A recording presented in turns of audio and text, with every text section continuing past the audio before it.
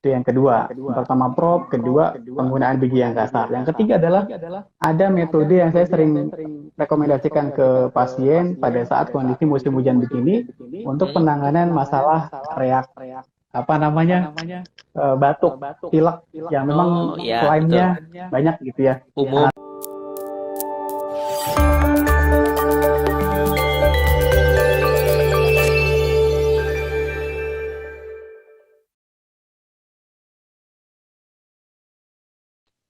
Kadang-kala kalau misalkan orang-orang awam kan kekhawatiran terlebih dahulu gitu ya. Sentimen lah Ya. terhadap pengobatan yang dirasa masih apa namanya perlu komunikasi lagi yang lebih intens khususnya mengenai sujok menggunakan warna itu sendiri.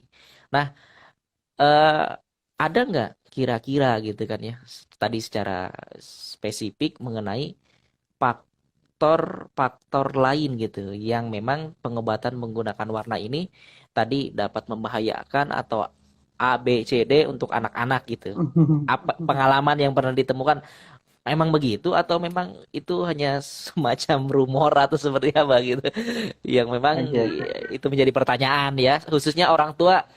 So ya no problem orang tua menanyakan itu kan. Saya pakai ini Yep, khawatir anak betul. saya begini begini begini. Nah, itu kan kekhawatiran yang Yep. mungkin bisa kita sampaikan gitu, khususnya orang tua yang sekarang menyaksikan.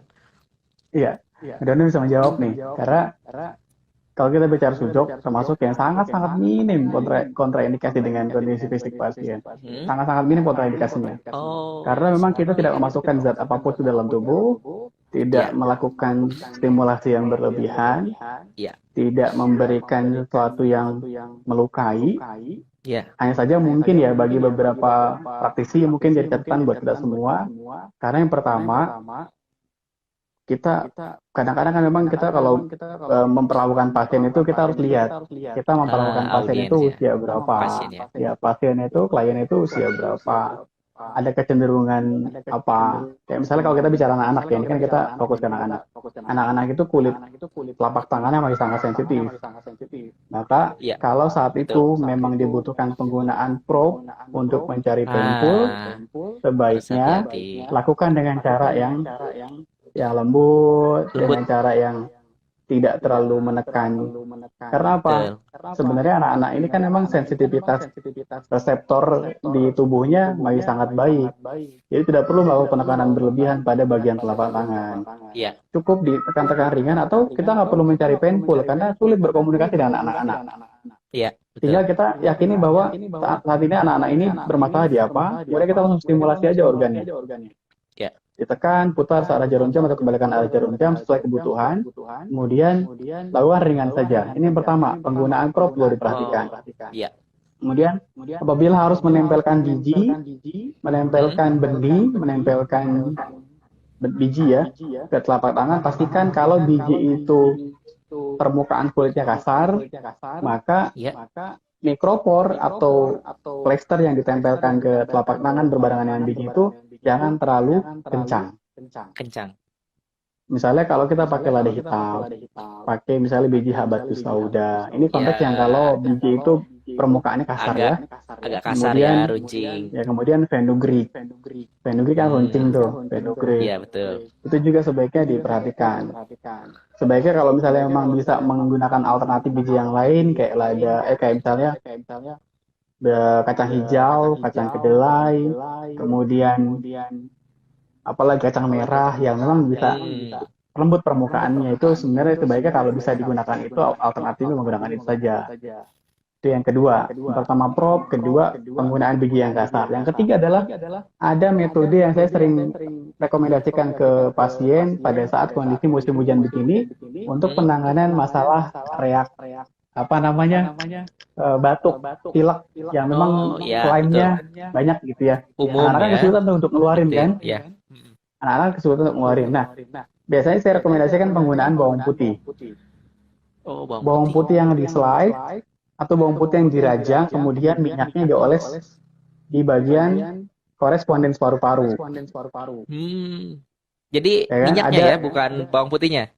iya. kan kalau yang pertama saya kasih slice bawang putih kan, Oh, slice-nya. rekomendasinya. Itu yang Ya. pertama kan. Kemudian yang kedua, saya biasa rekomendasi juga dirajang, kemudian minyaknya kita apa namanya di tangan kita nih orang dewasa, kemudian kita pijat-pijat menggunakan minyak yang Hmm. sudah keluar pada saat bawang putih dirajang Ya, itu betul, kan betul. ada manfaat di situ kan, hangat Ya, di situ ya. ya. Nah, bagi teknik yang memang dia menempelkan langsung bawang putih ke bagian kulit, karena bawang putih mengandung zat sulfur Zat sulfur. yang sangat-sangat tajam, Nah, sangat-sangat panas, dan beresiko menyebabkan iritasi kulit, maka ya. sebaiknya ketika kita mau pakai metode yang pertama tadi yang menempelkan slice bawang putih, Ya. maka kulit si anak sebaiknya diberikan atau diolesi minyak Zaitun. minyak goreng atau minyak Oh, goreng. zaitun lah, Hmm.